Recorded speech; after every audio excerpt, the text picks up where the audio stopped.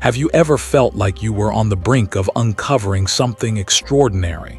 Something so profound it could change everything you thought you knew about yourself? Picture this. You're sitting quietly, perhaps in meditation or simply lost in thought, when a strange question rises from the depths of your mind.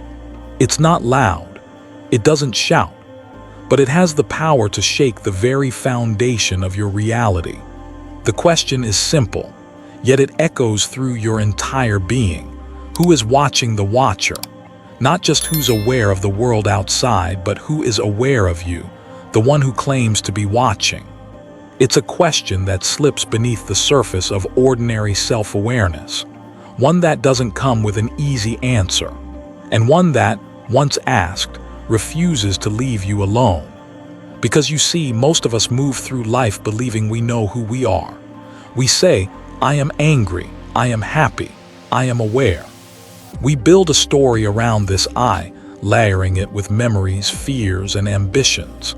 But if you pause, if you dare to look a little closer, you start to see that the one saying I is just another voice, another thought, one more part of the endless stream flowing through your mind. And then the question hits deeper. Who's behind that voice? Who sees the thoughts, the feelings, the body, the world, and then claims ownership over all of it?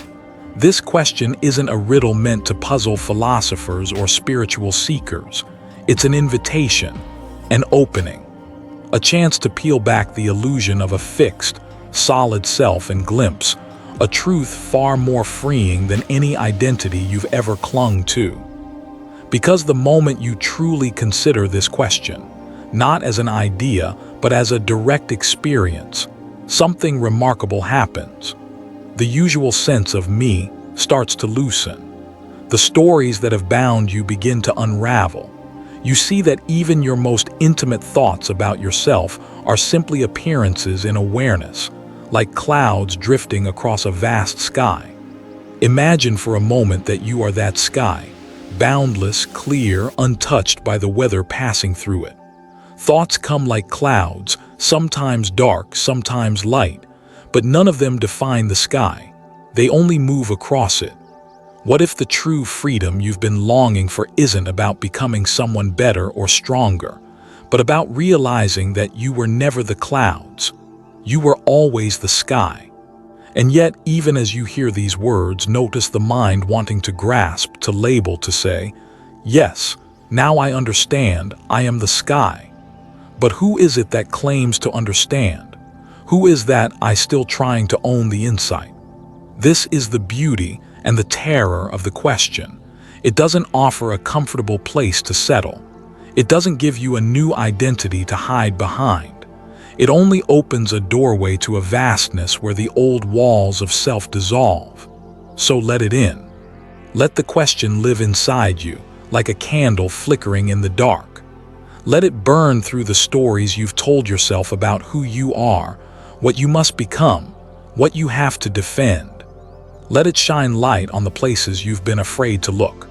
Because beyond the fear of letting go of me, beyond the gripping need to be someone, lies a peace so deep it can't be shaken by praise or blame, gain or loss, birth or death. A peace that was always here, quietly waiting, just behind the idea of a watcher who must watch. Stay with me, because as we journey further, we're going to explore how this single question can dissolve every layer of illusion you've built, revealing a truth so clear, so simple, it's almost impossible to believe. As you let that question echo within you, who's watching the watcher, something subtle begins to happen. A part of you tries to answer, to find solid ground. It says, I'm the one observing my thoughts. I'm the one aware of my emotions. And for a moment, it feels like you've discovered something profound. You sense a shift, like you've stepped back from the chaos of your mind and found a deeper place inside. You watch your thoughts rise and fall. You catch your feelings bubbling up, surging and fading like waves on the shore. You even feel a little more awake, a little more free, because now you're not lost in thoughts, you're observing them. And in this space of noticing, there's a lightness, a relief. It seems you've discovered the secret, the observer behind the noise. But don't stop there. Because if you pause, truly pause, and stay present with this sense of I am observing, something astonishing reveals itself. This observer you're so sure of is also just another thought, another appearance, another image in the mind, like a phantom wearing a mask of wisdom. The mind is a master illusionist. It builds a sense of self on whatever ground it can find. When you were lost in anger, it told you, you are angry. When you were lost in sadness, it whispered, you are sad. Now that you're observing your thoughts, it rebrands itself as the mindful watcher, and you believe, yes, now I am truly me. But who is this I who claims to observe? Can you actually find it? Can you point to it? Or is it just another clever disguise? Consider this. If you search for the observer as if it were some tiny figure sitting in the back of your head, you'll find nothing solid. Because every time you try to pin it down, you'll only find another thought saying, it's me. And if you look behind that thought, another thought appears, and another, like shadows dancing on a wall, each pretending to be the final truth. Most people never question this layer. They stop at the comforting feeling of self-awareness. They believe they've reached some unshakable center because they can watch their thoughts instead of being swept away by them. But what if even this center is an illusion? The Buddha pointed directly to this trap in a powerful teaching to a man named Bahia. Bahia was desperate. He wanted the shortest, fastest path to enlightenment. And the Buddha told him words that sound almost impossibly simple. In the seen, there is only the seen. In the heard, only the heard. In the sensed, only the sensed. In the cognized, only the cognized. He didn't say, look for the one who sees. He didn't instruct, find the observer inside. He revealed that adding a me on top of pure experience is the very root of suffering. It's like this. When you hear a bird singing in the morning, there's simply the sound, clear, pure, complete. But immediately the mind intrudes. I hear that, I like that. I want more of that. And just like that, the freshness of the moment is clouded by the idea of a watcher. The mind believes awareness is a power it owns, a tool it wields. It whispers, being mindful means I am in control. But what if even the sense of being in control is part of the illusion? To see this clearly isn't to fall asleep.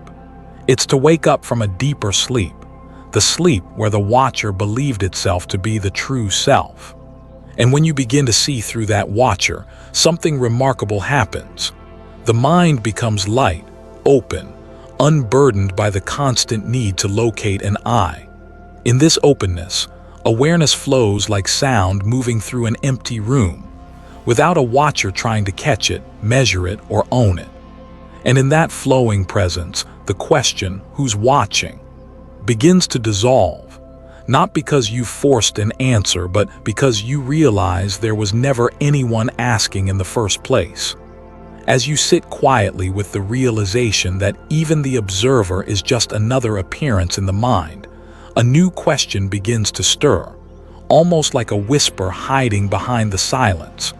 Who is observing the one who observes?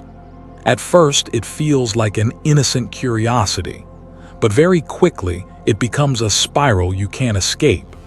The mind chases itself in circles, asking over and over, if there's someone watching my thoughts, who's watching that someone? And who watches that one? It's like falling into a hall of mirrors, where every reflection shows another reflection, stretching into infinity. You stand between two mirrors, looking at an endless corridor of your own image. Each reflection seems to promise an answer, but the closer you look, the more it slips away. This is the trap of infinite regression, and it can feel maddening, like something's broken in the logic of your mind. But Buddhism reveals something extraordinary. This infinite loop is not a mistake. It's not an error to fix. It's a sign, a flashing light showing you there is no final self to find.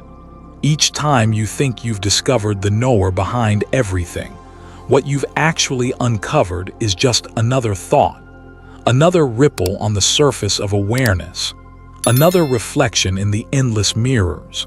You see, the mind is relentless in its search for a center, a stable ground. It craves a solid me to stand behind every experience, every feeling, every moment of clarity. But every center you find dissolves the moment you examine it closely. You think, here it is, this is the one who knows. And yet something behind that thought starts to move, questioning, shifting, pulling you deeper into the loop. What makes this loop so tricky is that it looks like a path to truth. It feels like you're peeling back layers toward something real. But in Buddhism, the insight is radically different. The loop doesn't end because there's nowhere to end. There is no hidden I waiting at the center. There's only the habit of looking for one. The teachings don't offer a final answer to the loop. They don't give you a magic formula to stop the mirrors from reflecting. Instead, they invite you to see the structure of the loop itself, to see how every search for a true observer creates another layer of illusion. And in that seeing, something beautiful happens. You begin to sense the loop doesn't actually lead anywhere. You don't have to keep chasing it. It's like chasing a reflection in water. The more urgently you reach for it, the more the surface ripples and the reflection slips away. But when you realize the reflection was never a real object to grasp, you stop struggling. You let the water be. You let the reflection dance. You rest. This is why Buddhism doesn't push you to find the ultimate observer. Instead, it gently asks, can you see the loop for what it is? Just movement, just patterns, just mind chasing mind. When you truly see this, the need to find a final knower starts to soften. The chain of questioning loses its grip. The restless searching for a solid self begins to quiet down. And in that quiet, you don't feel empty. You don't feel lost. You feel open. You feel free. Awareness is still here, clear, bright, and gentle, but no one stands behind it trying to claim it. Just like the sky, which holds the drifting clouds without belonging to any of them. Because the truth is, the peace you've been searching for doesn't come from finding the watcher behind all watchers. It comes from seeing that there's no watcher to find, and that this absence isn't a void but the deepest, most natural freedom. As the endless loop begins to soften, as you see there's no final watcher waiting to be found, something new starts to shine through. Something so subtle, yet so powerful, it's been here all along. It's the pure, undeniable luminosity of awareness itself. Awareness has always been luminous. It's what allows every thought, every sound, every sensation to appear. It's the light in which every experience is known. But here's the secret so few dare to look at. The light of awareness does not need an owner. It doesn't require a me to hold it. It shines freely, effortlessly, like the sun pouring its rays across the sky. Yet for most of us, the moment we sense this light, we instinctively try to claim it.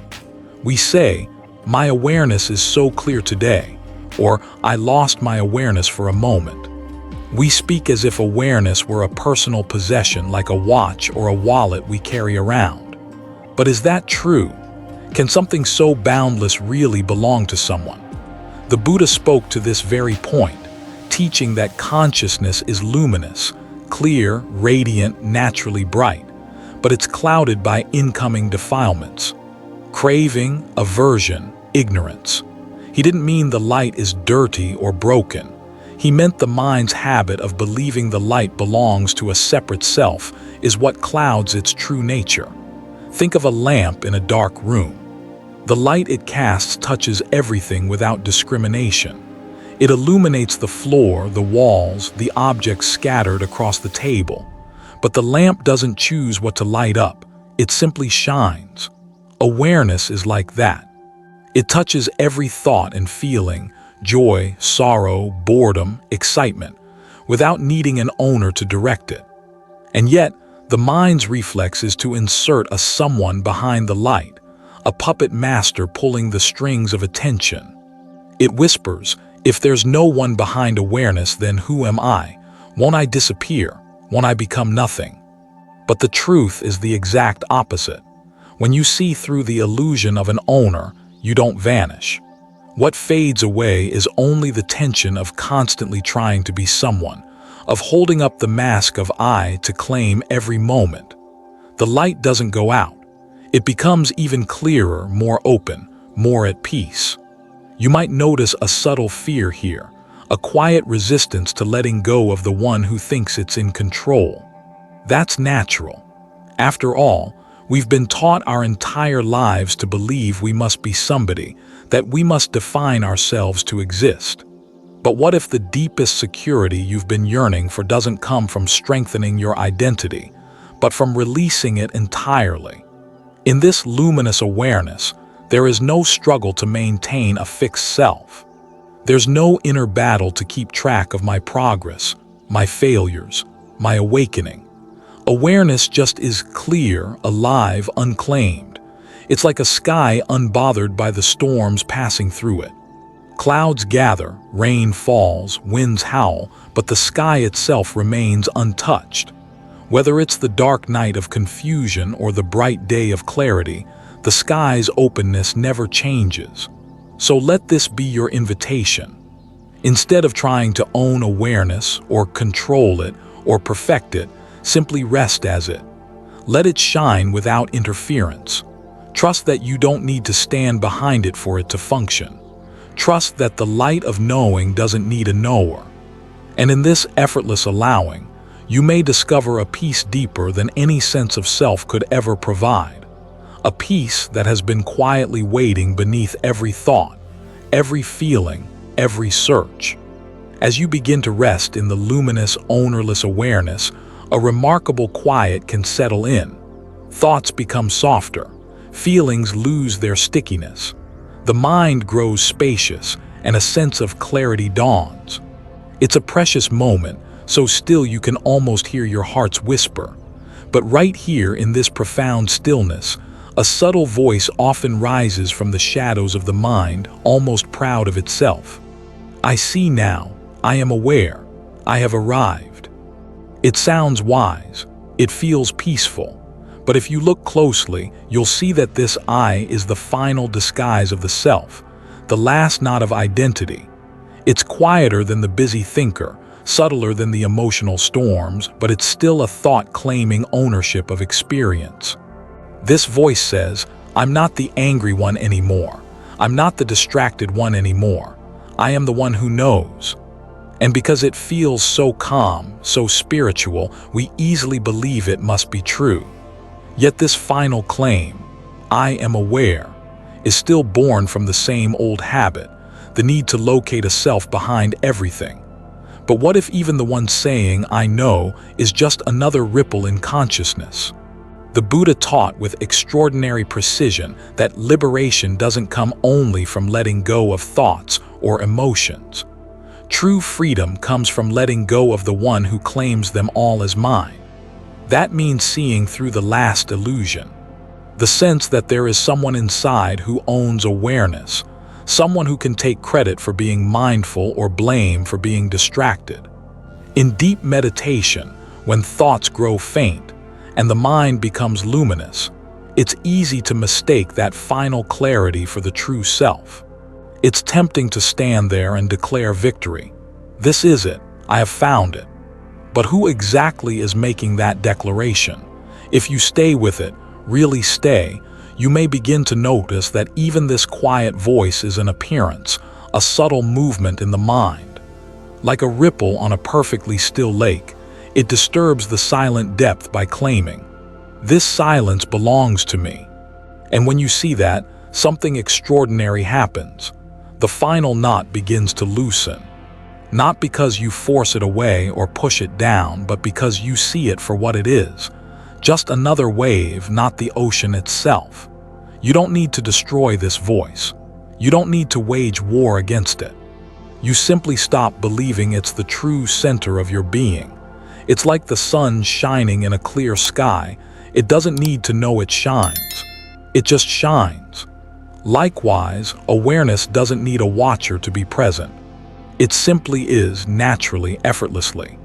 And when the belief in the I who knows dissolves, awareness reveals itself as silent, unclaimed, and profoundly at peace. This is not a dull emptiness. It's a vibrant stillness, alive and open, yet free from the burden of having to be anyone. You don't disappear. You don't become a void. You become wide like space itself, where everything can arise and pass without struggle. So if you notice that subtle thought, I am the one who sees, don't push it away, don't cling to it. Smile gently and let it drift by like a cloud. Because the true freedom is not in becoming the perfect observer, but in realizing that even the observer is just another passing form. And in that realization, the silent, boundless peace you've been seeking is already here, closer than your next breath.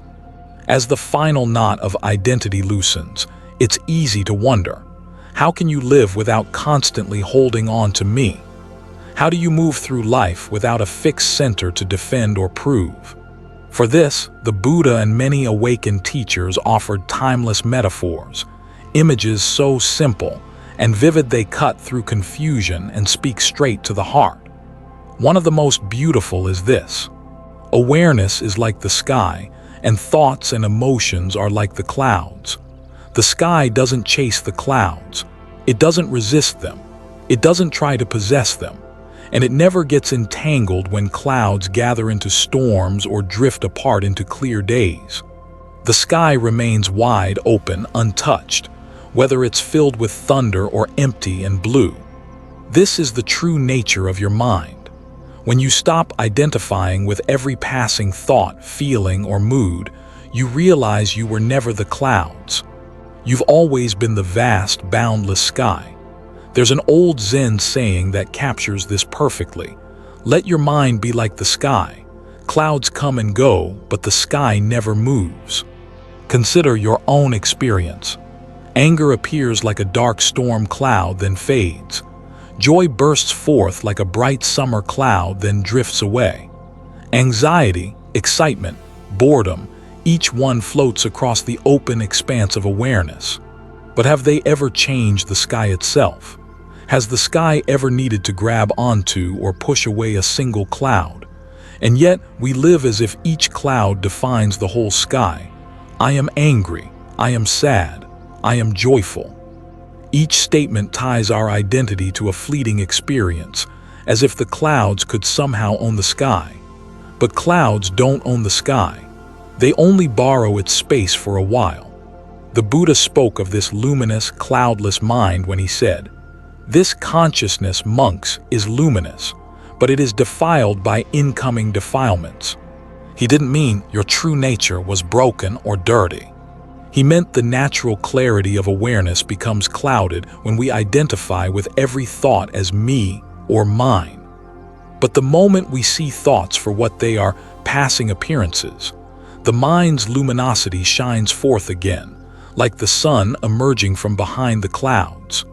Another image often used in the ancient texts is that of a mirror. Awareness is like a perfectly polished mirror. It reflects everything clearly but remains unchanged by what it reflects.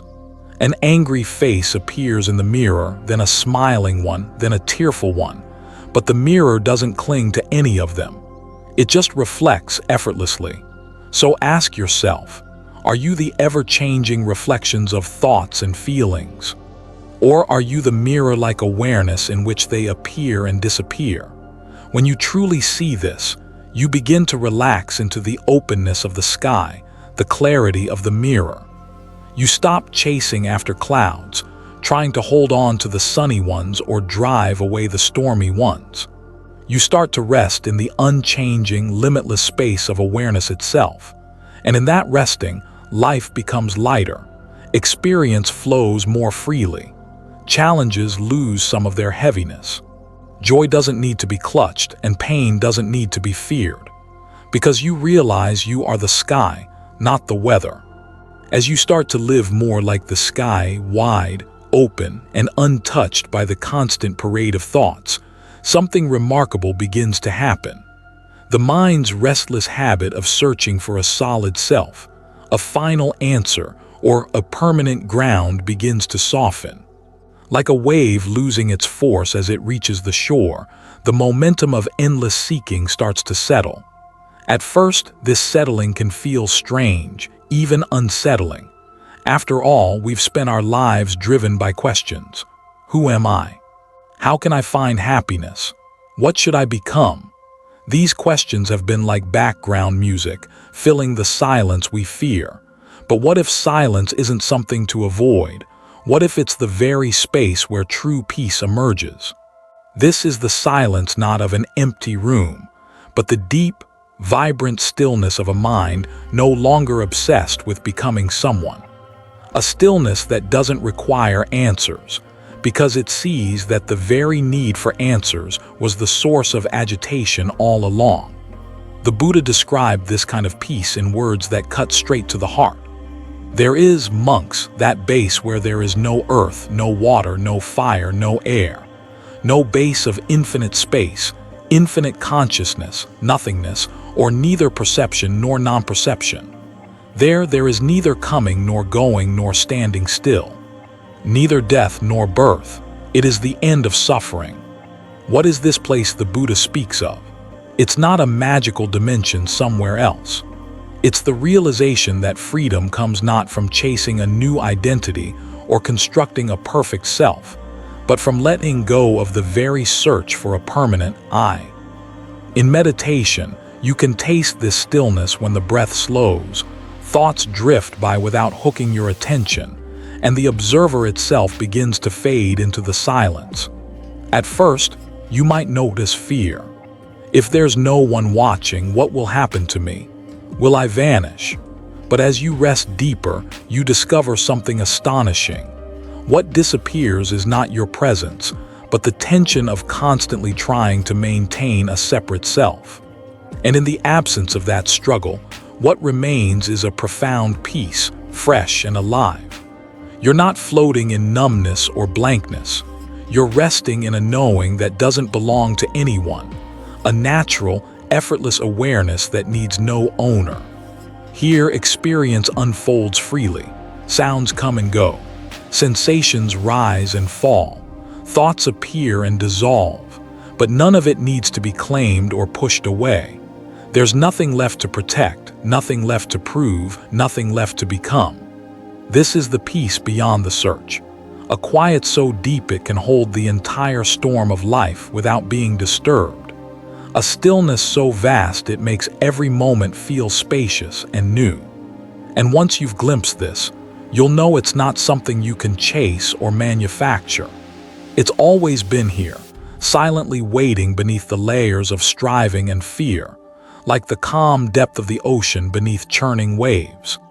As the restless search quiets, as the endless loops dissolve, and as the stillness deepens, what begins to emerge is something so simple, yet so extraordinary. A presence without shape, a knowing without form, an awareness that just is. This unshaped presence can't be grasped by thought or held in words. It can't be seen as an object or defined as a state. It's not something you achieve after years of effort. It's not a prize at the end of a spiritual race. It's what has always been here, hidden only by the mind's frantic need to create stories about who you are. Think of water poured into different containers. It takes the shape of each glass, each bowl, each vase, but the water itself remains unchanged.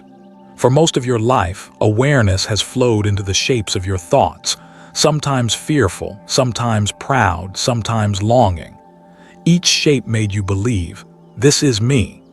But what if you see that you were never the shape but the clear, formless water itself? This presence doesn't announce itself with fanfare. It's not loud or dramatic. It's like the space in a room, silent, unnoticed, yet allowing everything to exist. It doesn't choose what appears or disappears. It simply welcomes every experience without clinging or rejecting. Some traditions call this presence your true nature, but even that can become a subtle trap if you turn it into another identity to protect. Because the beauty of the unshaped presence is that it doesn't belong to anyone. It doesn't depend on a personal self to exist. You might expect this presence to feel distant or abstract, but when you recognize it, it feels more intimate than anything you've ever known. It's so close, so natural, so obvious, that you've missed it countless times, like looking everywhere for your glasses only to realize they've been on your nose all along. The ancient texts speak of this unshaped presence in luminous words.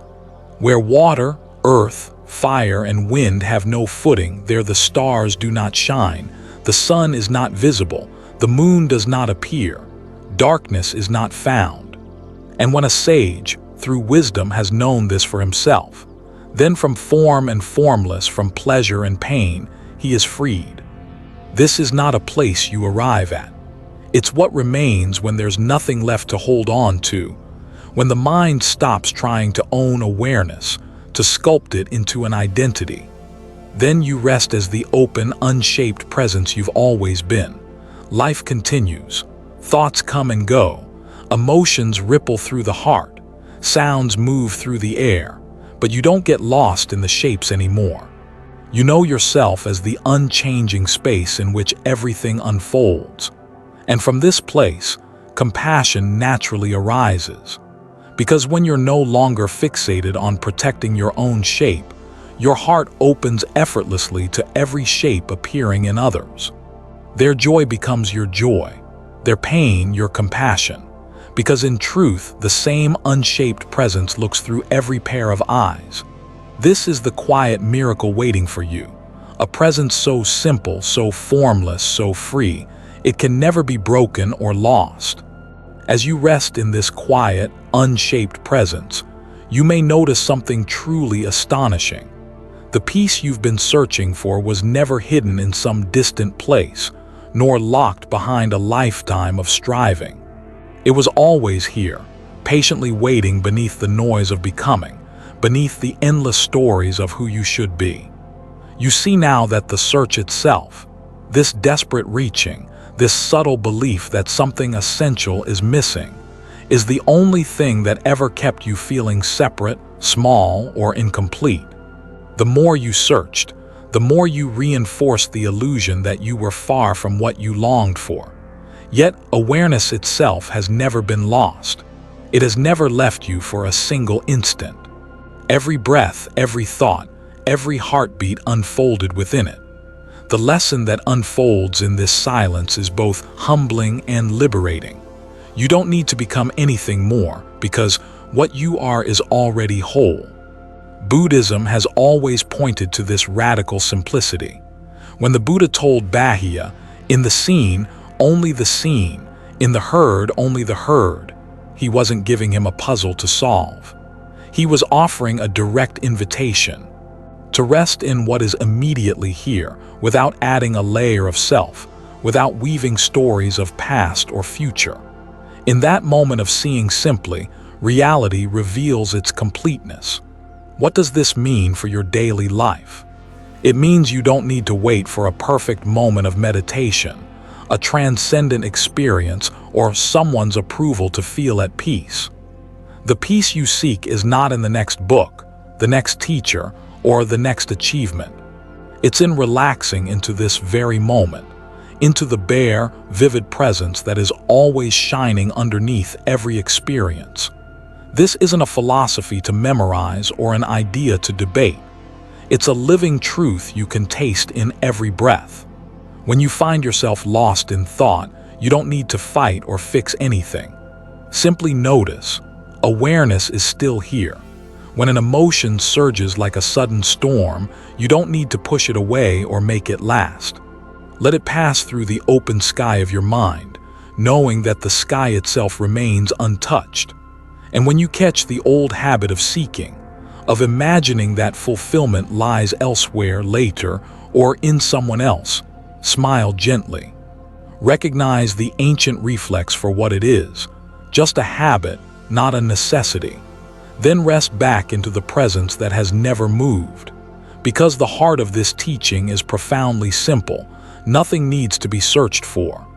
The unshaped, silent, luminous awareness you've glimpsed isn't a special state to reach. It's your natural state when you stop trying to manufacture a self to own it. In this seeing, life becomes lighter.